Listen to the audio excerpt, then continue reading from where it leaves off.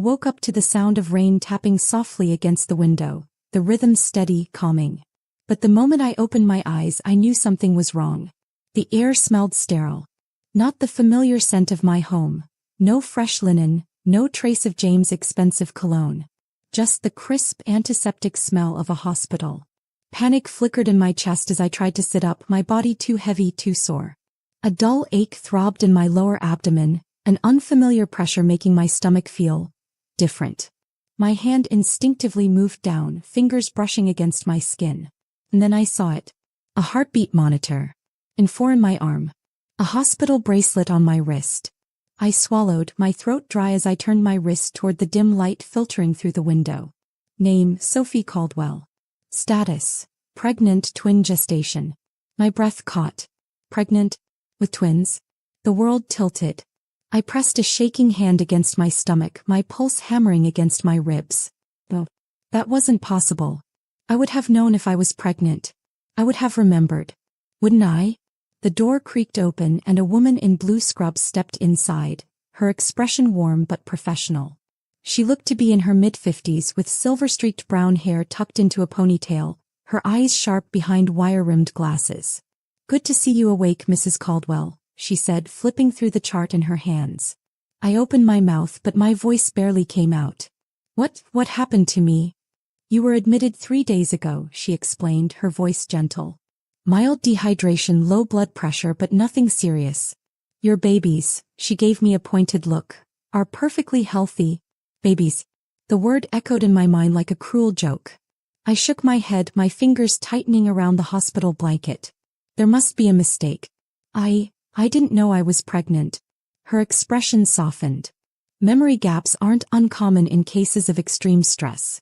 Have you experienced," she paused, choosing her words carefully, "any emotional strain recently?"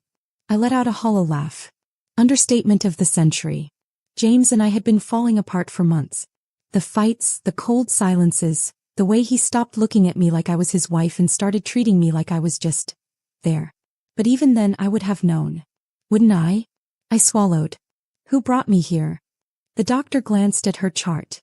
"Your husband, James." Of course. That should have comforted me. But instead my stomach twisted. If James brought me here, why wasn't he here now? I reached for my phone on the bedside table, my hands shaking as I unlocked it. Dozens of missed calls and messages flooded the screen. Most from James. "James, we need to talk. Call me when you wake up." That was it. Not "I'm here." Not "Are you okay?"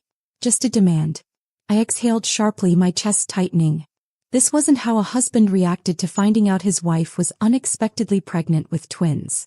My fingers hovered over the call button, hesitation gripping me. But before I could decide, the door opened again. And my blood turned to ice. Because standing there wasn't James. It was Nathan. I barely found my voice. "Nathan." He looked just as shocked as I felt, his green eyes widening as they met mine. His golden blonde hair was a little longer than I remembered, tousled as if he had been running his fingers through it. A nervous habit I used to know too well. "You're awake," he said, stepping closer, concern flickering across his face. "Thank God." I stared at him, my pulse thundering in my ears. "What are you doing here?" His jaw tensed. "I've been here. Since you were admitted." I felt like the air had been sucked from the room. James had brought me to the hospital. But Nathan had stayed. That didn't make sense. That didn't. My stomach clenched. "Why?" Nathan hesitated. Then, after a long pause, he said something that made my entire world collapse. "Because Sophie." His voice was quiet but firm. "I think there's a chance that one of those babies is mine." Silence crushed me.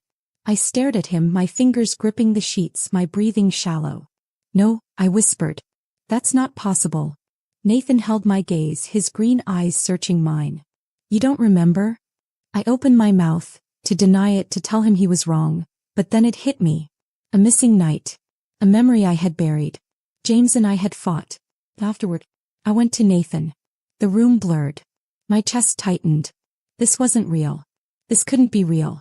But the truth was staring me in the face and I couldn't run from it. Not anymore. Because I had 2 lives growing inside me. And now I had to face the one question that could change everything. Who was their father? I didn't call James. I should have. He was my husband. The man who was supposed to be by my side through everything.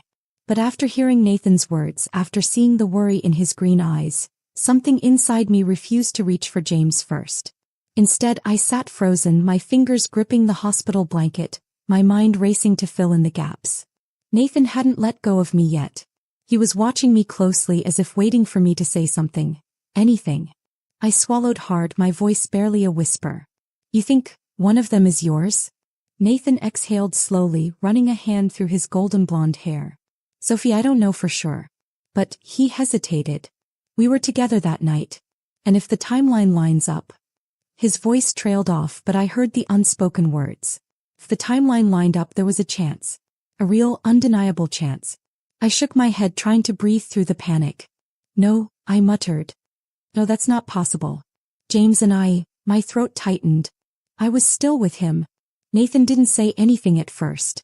Then, after a beat of silence, he let out a quiet laugh. But there was no humor in it. Were you? He asked, his voice soft but edged with something deeper. Because the night you came to me, Sophie, you were already acting like you had left him. The words hit like a slap. I clenched my jaw, my chest tightening. I don't remember. Nathan's expression flickered with something unreadable. Then maybe you should ask yourself why. Before I could respond, a knock echoed from the door. The air in the room shifted. Nathan and I both turned just as James stepped inside. His dark hazel eyes swept over the room, landing on me first. For a second, something flashed behind them. Relief? Regret? But then his gaze slid to Nathan, and his entire demeanor hardened. Nathan stiffened beside me, his jaw clenching. James' lips pressed into a thin line. What the hell is he doing here? James was tall, sharp, composed, but not in the way that felt comforting. Not in the way that made me feel safe. Even standing in a hospital room, his tailored navy suit was crisp, his watch gleaming under the fluorescent lights. He looked perfect. Too perfect.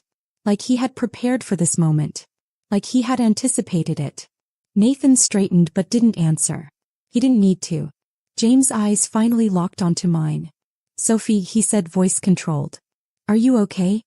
I hesitated. The way he asked it. Like he wasn't sure whether he was talking to his wife or his problem. I nodded slowly. I'm fine. Pause. Then his gaze flickered to my stomach. The moment stretched between us. Too long, too tense. I expected relief. Excitement. A flicker of warmth. But instead, James' entire body stiffened. His fingers curled at his sides. His breathing slowed, too controlled. And that's when I realized. James wasn't happy. James was calculating. James was afraid. He knew something. Something I didn't.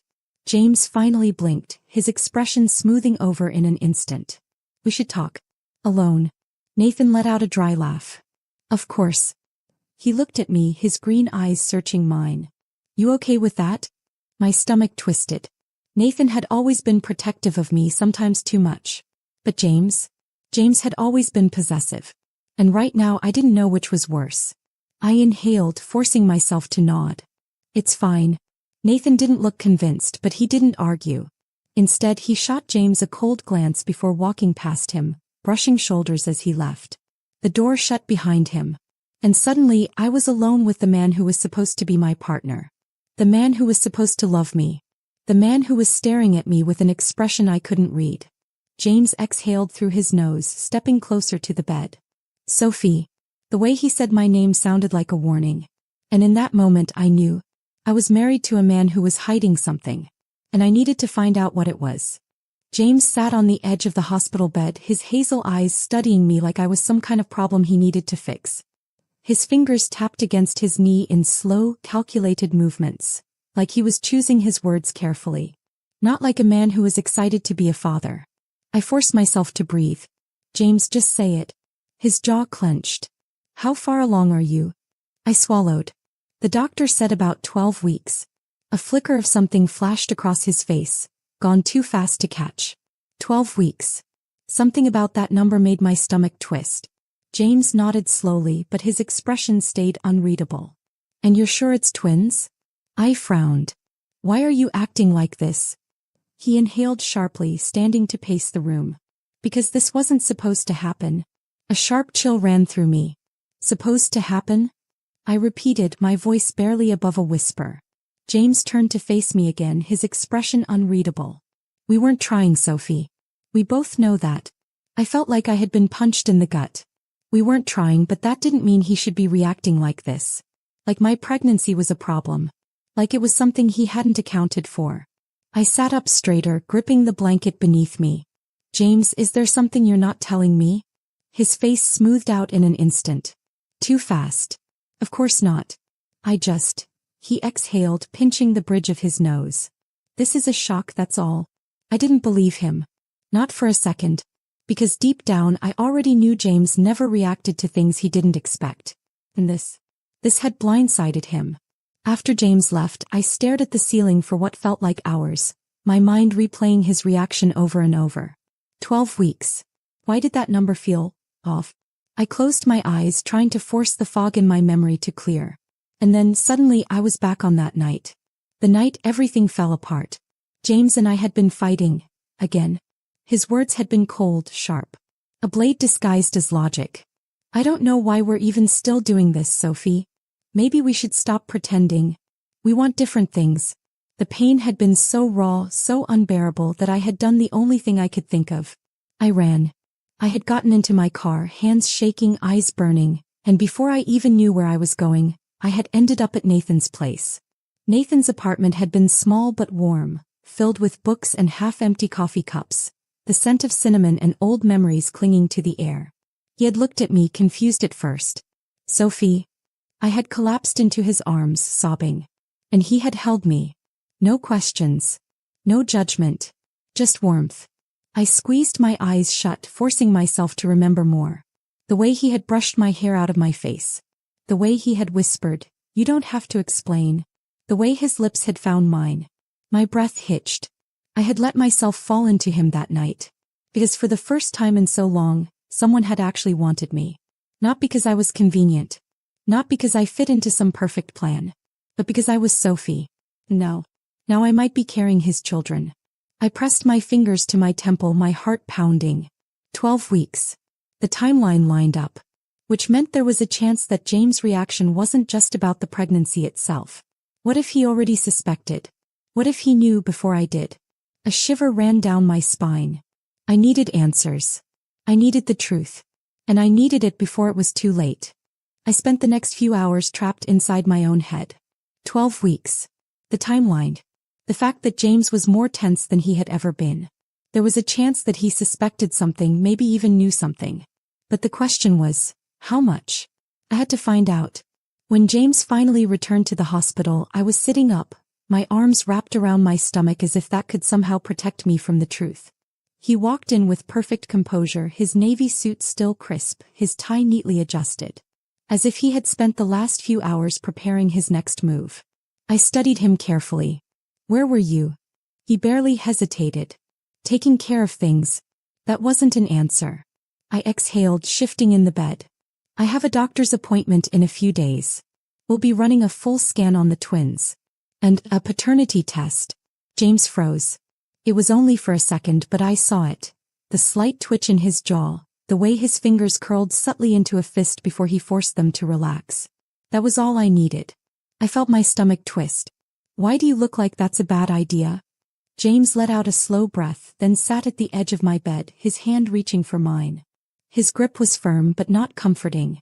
Sophie, let's be realistic, he said, his voice carefully neutral. We don't need a test.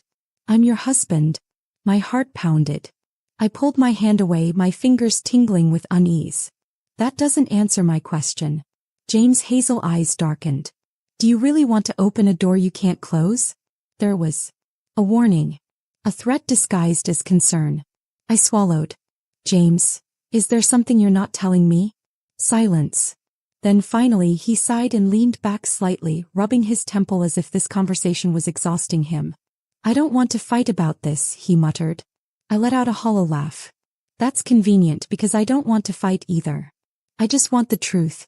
His eyes flickered, not with anger but something deeper. Something colder. We've been together for years, Sophie, he said smoothly. If I had any doubts, don't you think I would have brought them up by now? I clenched my jaw. Maybe. Or maybe you already know the answer, and that's why you don't want me to ask the question. James' entire body tensed. Bingo. James had always been good at controlling his emotions, at hiding whatever storm brewed beneath his polished exterior. But not today. Not with this. I watched the flicker of tension in his shoulders, the way he blinked one too many times. James wasn't just surprised by the idea of a paternity test. James was scared. And suddenly I understood why. He thought the babies weren't his. Or worse, he already knew they weren't. My throat tightened. James, I whispered. Tell me the truth. For a second, just a second, I saw it. Doubt. Regret. A flicker of something real behind his cold, careful mask. But then it was gone, buried under the weight of his pride, his control, his secrets. James stood up, adjusting his cufflinks. I love you, Sophie. I'll support you no matter what. My stomach turned. That wasn't a confession. That was a preparation. He was getting ready for something. And suddenly I knew I wasn't just fighting for the truth anymore. I was racing against whatever lie James had planned next. James left before I could push him any further. He walked out of the hospital room with calm precision, his posture stiff but controlled, like a man who refused to show his cards. But I had seen enough. James knew something. And he wasn't telling me. I couldn't sit in this hospital bed and let him manipulate the truth. So I did the only thing I could. I decided to find it myself. 2 days later, I was discharged from the hospital. Riley picked me up, her auburn hair tied into a messy bun, her brown eyes sharp as she scanned me from head to toe. You look terrible, she said bluntly, handing me a coffee as I slid into the passenger seat. I let out a dry laugh. Nice to see you too. She sighed. Sorry. Sophie, what the hell is going on? I leave town for 2 weeks and suddenly you're in a hospital, pregnant with twins and avoiding your husband like the plague? I exhaled. It's complicated. Complicated. Riley scoffed. Girl, this is a whole damn novel. I sipped my coffee, my fingers tightening around the cup. I need to figure out the truth. Riley glanced at me as she drove. Does that mean you're ready to talk about what happened that night? The night I went to Nathan. My stomach twisted. I don't know. She didn't push. He never did. That's why I trusted Riley, because she knew when to give me space. And right now I needed a distraction. I glanced at the time on my phone. Can we stop at the store? I need to get some things before I go home. Riley nodded. Sure. But if we run into your husband, I'm kicking him in the shin. I snorted. Please don't get me divorced before I even get home. Fine, she muttered. But I'm not making any promises. The store was quiet, the early afternoon crowd just beginning to trickle in. I moved through the aisles slowly, taking in the normalcy of it all. The soft hum of music, the beeping of cash registers, the occasional chatter of strangers. It felt like another lifetime since my world was normal. I was scanning a shelf for vitamins when I felt it. A presence. A familiar energy behind me. I turned and there he was. Nathan. His green eyes widened the second he saw me, his hand frozen mid-motion as he reached for something on the shelf. His golden blonde hair was slightly messier than usual, his jawline sharp and unshaven, like he hadn't been sleeping much. He looked like a man with something on his mind.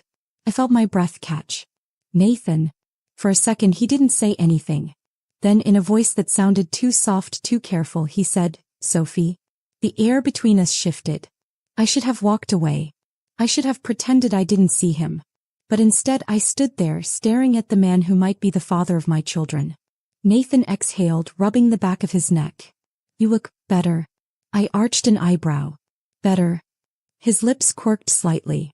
You looked half dead in that hospital bed. A strange, nervous laugh escaped me. Yeah, well, pregnancy with unexpected twins will do that to you. His smile faltered. His green eyes flickered to my stomach just for a second. Like he wanted to say something but didn't know if he had the right. I swallowed hard. Nathan, I need to ask you something. He nodded slowly. I figured. I took a deep breath. That night. The one we spent together. I paused, forcing myself to meet his gaze. Did we? Nathan's jaw tightened. Sophie. Please, I whispered. I need to know. He hesitated, then finally nodded. Yeah, he said quietly. We did. My heart stopped. I had known. Deep down I had already known. But hearing him say it made it real. Nathan shifted, his green eyes full of something I couldn't quite read. Regret? Hope? Do you regret it? He asked, his voice barely above a whisper. I hesitated. Did I? I should have. I was married when it happened. But James and I had already been falling apart. Nathan had been my safe place when everything else crumbled. No. Now I was carrying twins and one of them might be his. I took a shaky breath. I don't know. His face remained unreadable. If they're mine, Sophie. I need to know. I swallowed. I'm taking a test. His hands curled into fists. Not in anger, in restraint. He nodded once, his voice firm. Good. Pause. Then softer, I meant it, you know. What I said in the hospital. I frowned. What do you mean? His green eyes locked onto mine. If one of them is mine, he said, voice raw, I'm not walking away. My throat tightened. Because suddenly, for the first time since all of this started, I realized that this wasn't just my secret anymore. This wasn't just about me and James. This was about Nathan too. And no matter what the paternity test said, one thing was clear. My past wasn't done with me yet. I drove home in silence. Riley sat beside me, arms crossed, glancing at me every few minutes like she was waiting for me to break. You're too quiet, she finally muttered. I gripped the steering wheel. I don't know what to say. You ran into Nathan. It wasn't a question. I exhaled. Yeah. And? I swallowed. He confirmed it. Riley stiffened. Sophie. I don't know what to do, I admitted. My voice cracked. James is already acting suspicious. And now Nathan, I sucked in a shaky breath. What if James already knows? What if? Riley grabbed my wrist, forcing me to stop. Then you need to find out what he knows. Before he controls the narrative. I nodded slowly. Riley was right. I needed the truth before James gave me his version of it. When I got home, the house was too quiet. James wasn't there. I wasn't sure if that was a good thing or a bad thing. I moved through the house, my heart pounding, searching for something, anything, that could explain James' strange reaction. And then, in his office, I found it. A folder on his desk. With my name on it. My fingers trembled as I flipped it open. And what I saw made my breath catch. Inside the folder were medical records. My medical records. From weeks ago. James had known I was pregnant before I did. My stomach twisted. How?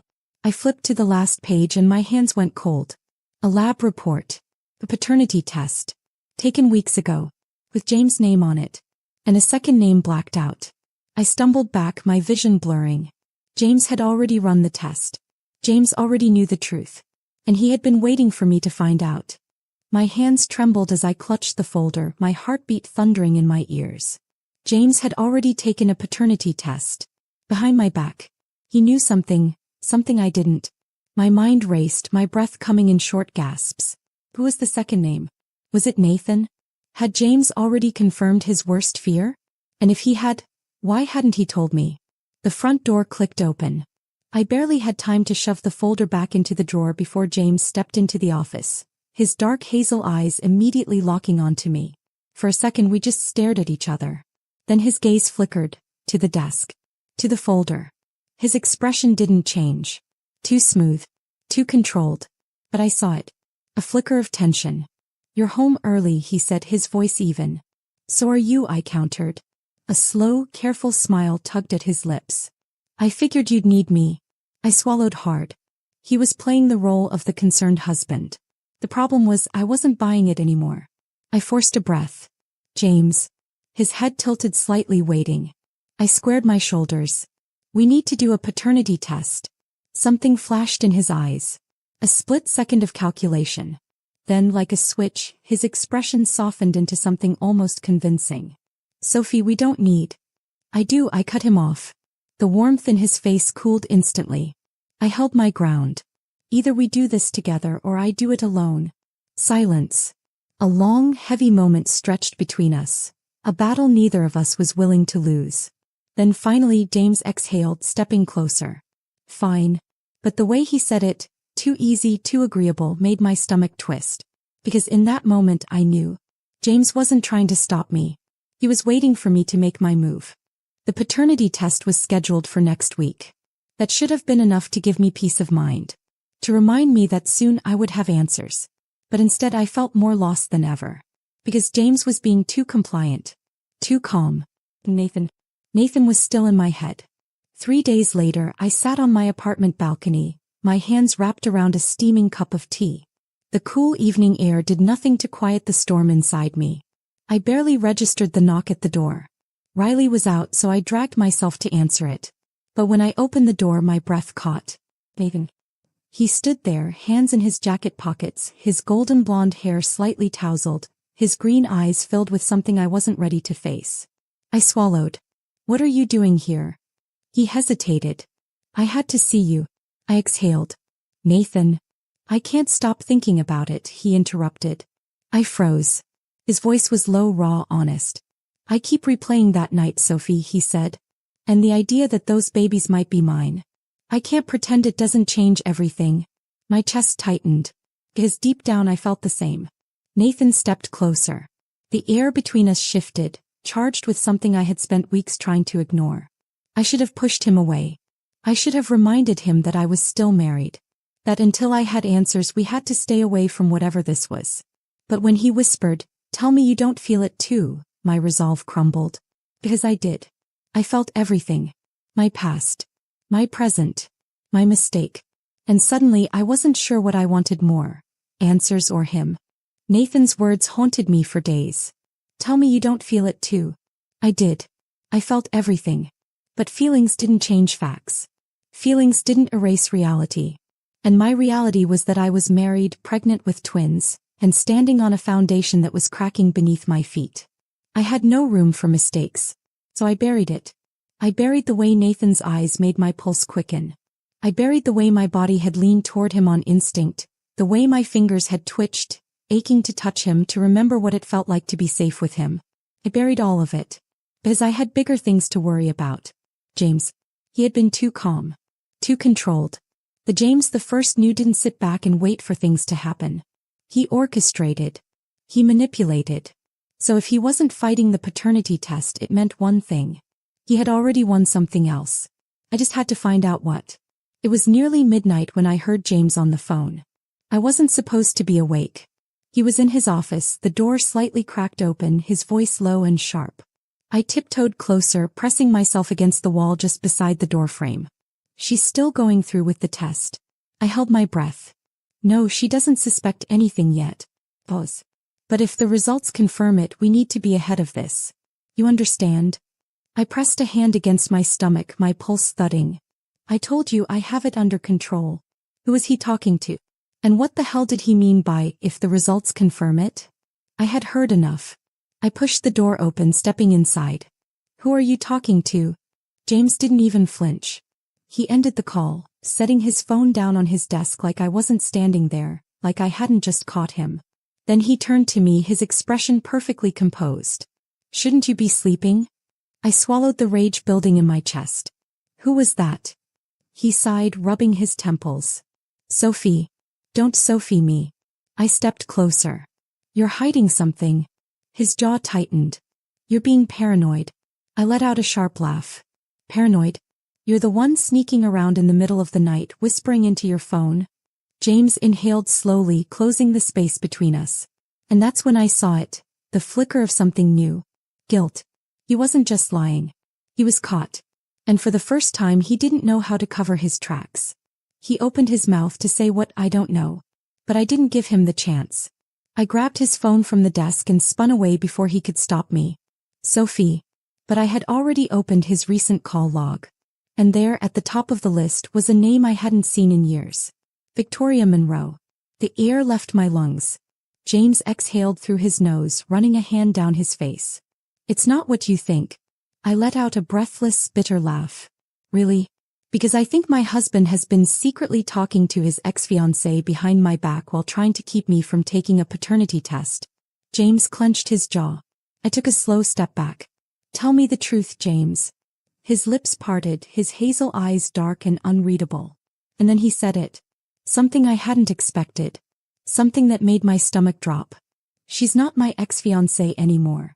The room spun. I shook my head. "What?" James didn't blink. "Victoria and I have been seeing each other for months." A sharp, hollow pain stabbed through me. James and I had been crumbling, but this was something else entirely. My fingers curled around his phone. You've been having an affair. He didn't deny it. He just watched me, like a man who had already made his peace with his actions. My throat tightened. This whole time, you let me feel guilty about Nathan. You let me question myself, my own loyalty while you... James exhaled sharply, his patience thinning. Our marriage was already dead, Sophie. My jaw locked. You don't get to decide that. His lips pressed together. I didn't have to. You left first. I felt my pulse roar in my ears. James had always been good at twisting the truth, at making himself look like the victim. But not this time. Not after what I had just learned. Because this wasn't about me leaving first. This was about control. This was about James doing everything in his power to ensure that when the truth came out, he was the one holding the narrative. And suddenly I understood. James hadn't been afraid of the paternity test. He had been waiting. Because the moment I proved that the babies weren't his, he was going to be the one to leave me first. And somehow, despite all of it, despite the betrayal, the lies, the secrets, he still wanted to win. I looked at him, my chest tight, my nails digging into my palm. And for the first time since this all started, I felt nothing. No pain. No regret. Just clarity. James had been hiding his truth. Now it was time for me to face mine. And that meant finally getting the answers that would change everything. I didn't sleep that night. How could I? James' confession rattled through my skull like a relentless echo over and over. She's not my ex-fiancée anymore. Victoria and I have been seeing each other for months. I had spent so much time drowning in my own guilt over Nathan that I hadn't even considered the possibility that James had moved on first. And now it all made sense. Why he had pulled away. Why he had stopped trying. Why he had been so strangely calm about the paternity test. Because he had already made up his mind. He was leaving. No matter what the results said. And the only thing keeping me chained to him was the question we were finally about to answer. Who was the father of my twins? The next morning I arrived at the clinic with my stomach in knots. Riley squeezed my hand. You okay? I forced a breath. I will be. Nathan arrived minutes later. He was tense, his green eyes scanning my face, searching for answers I didn't have. James showed up last, calm, collected, detached. The waiting room felt like a battlefield. No one spoke. No one needed to. Everything that had been said, every betrayal, every unsaid truth was already hanging in the air. And then the nurse called my name. It was time. The test was simple. A quick blood draw from me. Cheek swabs from Nathan and James. Clinical. Final. And then came the waiting. Hours. I spent them pacing the apartment, barely able to breathe, checking my phone 1,000 times. Riley stayed with me, keeping me from unraveling. But Nathan and James?